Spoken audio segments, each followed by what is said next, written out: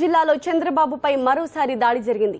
ఉదయం వెల్లటూరు నుంచి బాబు ప్రచారం మొదలుపెట్టారు. కొద్దిసేపటికే కొందరు బాబు కాన్వాయ్ మీద రాళ్లు విసిరారు. దాడికి పాల్పడిన నిందితుల్ని పోలీసులు అదుపులోకి తీసుకున్నారు. నిన్న కూడా బాబు మీద రాళ్ల దాడి జరిగింది. ఈ సంఘటనలతో ఉద్రిక్త పరిస్థితులు తలెత్తాయి.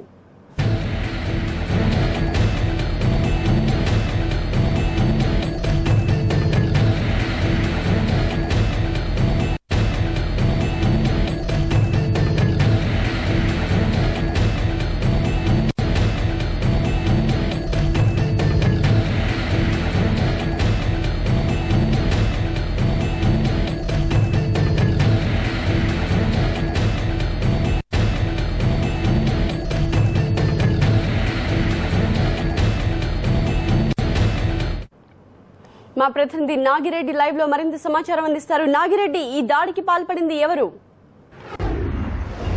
Thank you Deepti. Chandrababu Naidu road షోలకి నిన్న ఈ రోజు ఆటంకాల మీద ఆటంకాలు కలుగుతున్నాయి. నిన్న జరిగిన సంఘటనలో దాదాపు 20 మందిని అరెస్ట్ చేసినారు. ఆ సంఘటన మర్చిపోకముందే ఇవాళ ఆ పెండ్లిమర్రి మండలం వెల్లటూరు అనే గ్రామంలో ప్రస్తుతం మనం ఉన్నాం. కొద్దిసేపటి క్రితమే ఇక్కడ చంద్రబాబు నాయుడు తన రోడ్ షోను ముగించుకుని వెళ్లిపోయారు, పక్క విలేజ్ లోకి వెళ్లిపోయారు. అయితే ఇక్కడ జరుగుతున్నప్పుడు సమయంలో రోడ్ షోలో చంద్రబాబు మాట్లాడుతుండగా ఓ కార్యకర్త వచ్చి, అంటే వైఎస్ఆర్ కాంగ్రెస్ పార్టీకి చెందిన ఒక కార్యకర్త వచ్చి జగన్ జిందాబాద్ అనుకుంటూ వైఎస్ఆర్ కాంగ్రెస్ పార్టీకి చెందిన జెండా ఒకటి చంద్రబాబు కాన్వాయ్పై వేశారు. అయితే ఆ జెండాలో ఒక చిన్న 2 రాళ్లు కూడా ఉన్నాయి. అయితే అదృష్టవశాత్తు ఎవరికి కూడా ఏమీ తగలేదు. ఇంతలోనే ఆ యువకుడు పారిపోయాడు అక్కడి నుంచి.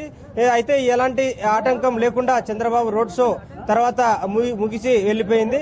తర్వాత ఆ యువకుడు ఎవరైతే చిన్న జెండా వేసి కాన్వాయ్ మీద జెండా వేసి పారిపోయాలని ప్రయత్నించాడో ఆ యువకుడిని ఇక్కడ వెల్లటూరు గ్రామస్తులంతా పట్టుకుని కొద్దిసేపు దేహశుద్ధి కూడా చేశారు. ఆ తర్వాత పోలీసులు వచ్చి ఆ యువకుడిని పట్టుకుని స్టేషన్ కు తరలించారు. అయితే కొంత ఉద్రిక్త పరిస్థితులు ఇక్కడ నెలకొన్నప్పటికీ కూడా తర్వాత కొంత ఇప్పుడు పరిస్థితి అదుపులోనే ఉందని చెప్పొచ్చు.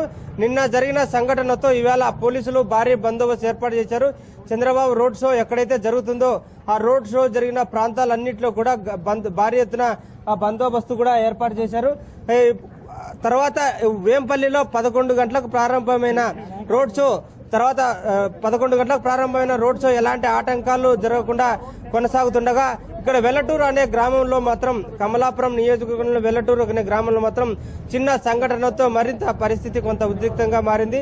పోలీసులు మాత్రం ఆ యువకుడిని ఎవరైతే జెండా వేసి విసిరి వెళ్లాడో ఆ యువకుడిని పోలీసులు అదుపులోకి తీసుకుని విచారిస్తున్నారు. ఇంతకు మించి ప్రస్తుతం అయితే ఇంకా కొంత ప్రశాంతంగానే ఉంది. చంద్రబాబు నాయుడు ఇక్కడ వెల్లటూరులో రోడ్ షో ముగించుకొని పక్క గ్రామానికి వెళ్లాడు.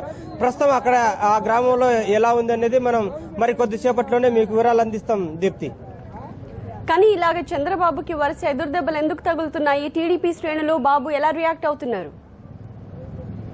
అంటే ఈ ఉదయం వేంపల్లిలో జరిగిన రోడ్ షోలో చంద్రబాబు నిన్న జరిగిన కోమనంతల్లో జరిగిన రోడ్ షోపై చంద్రబాబు కొంత ఆవేశంగా మాట్లాడారు. దాడులకు భయపడేది లేదు, ప్రజాస్వామ్యంలో రోడ్ షోలు గాని ప్రచారం గాని చేసుకునే హక్కు ఎవరికైనా ఉంది. ఇలాంటి దాడులను తన రాజకీయ జీవితంలో ఎన్నో చూశాను, కానీ ఇవి చాలా మైనస్ అవుతుంది ప్రత్యర్థి పార్టీలకు. నాపైనే 9 సంవత్సరాలు ముఖ్యమంత్రిగా చేసిన తనపైనే దాడి జరగడం పులివెందుల నియోజకవర్గంలో ప్రజాస్వామ్యం కూని అయినట్లేనని అతను కొద్దిసేపు వేంపల్లి జరిగిన రోడ్ షోలో మాట్లాడారు. అంతకుముందు ఇదే విషయంపై జగన్ వర్గం నేతలు కూడా మాట్లాడారు. అయితే చంద్రబాబు వైఎస్ఆర్ కాంగ్రెస్ పార్టీ కార్యకర్తలను రెచ్చగొట్టడంతోనే అలా చేశారు తప్ప వాళ్ళకి నిజంగా చంద్రబాబుపై బురద చల్లడం గాని చెప్పులు రాళ్ళు వేయడం లాంటి ఉద్దేశం ఏమీ లేదని నిన్న భూమన్ కరుణాకర్ రెడ్డి మాట్లాడుతూ చెప్పారు. ఈ కాంగ్రెస్ పార్టీ నేత తులసిరెడ్డి కూడా జగన్ వర్గీయులపై కొంత ఆవేశంతో మాట్లాడారు. పులివెందుల రాజకీయ మార్గం మానుకోకపోతే వైఎస్ఆర్ కాంగ్రెస్ పార్టీకి రాజకీయ భవిష్యత్తు ఉండదని కూడా తులసిరెడ్డి వ్యాఖ్యానించారు. ఈ నిన్న జరిగిన సంఘటన పట్ల ఇవాళ అటు కాంగ్రెస్ పార్టీ నేతలు, ఇటు తెలుగుదేశం పార్టీ నేతలు అందరూ కూడా ఖండిస్తున్నారు దీప్తి.